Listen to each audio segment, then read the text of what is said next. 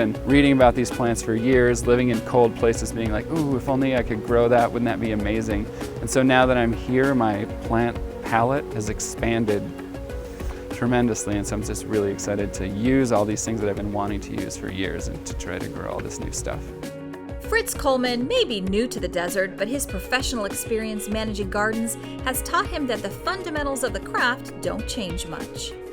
There are a lot of different plants, but the gardening is basically the same thing. Keeping the garden tidy, making sure that plants are happy and healthy, that's kind of universal. But if gardening is just about tidiness and plant happiness, doesn't it get boring? That's one thing that I love about gardening, is that you really never run out of stuff to learn. There's always something around the corner that you've never seen or heard of, or some plant that I might want to try to find for the garden. And so that's really what I like about it. It's just bottomless learning. If I am bored, that won't last very long. Fritz's appetite for bottomless learning will come in handy as the Springs Preserve's new botanical garden supervisor.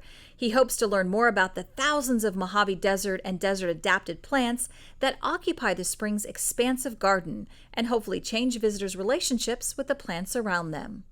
All of a sudden in my early 20s, it just sort of occurred to me that there were plants everywhere covering the earth, and I had never really taken a look at them. And so it was like all of a sudden, I was able to discern all the differences between the plants just by looking across like a wild landscape, and they all just started to pop out to me. And it's also just important to inform people that live here, like, look, these are the plants that grow out around where you live. And so it just provides people with an opportunity to connect with their own landscape, and which is hard to do in a city. And so people can come and be like, oh, I didn't know that that was a native plant. Fritz's clear passion for cultivating happy plants and creating elevating environments with them shines through whenever he speaks about future plans for the Springs Preserve's garden.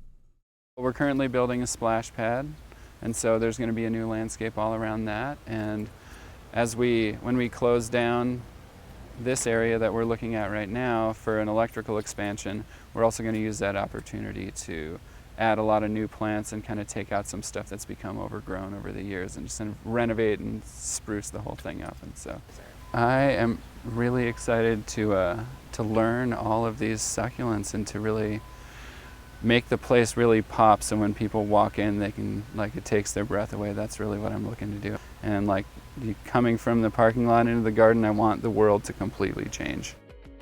Fritz not only wants to enhance the atmosphere of the garden, but help residents and plant enthusiasts adapt to the challenges of desert gardening.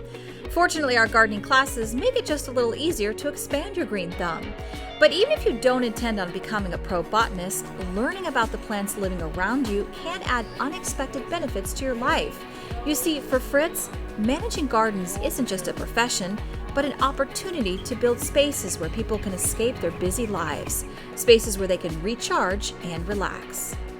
Places like the Springs Preserve are a great respite from everyday life. It's just sort of a little taste of something that, this is really soothing. I would like people to leave here feeling like the desert can be a lush place without excessive water use. And just to let people know, like, you can garden in the desert, and you should, because it's beautiful.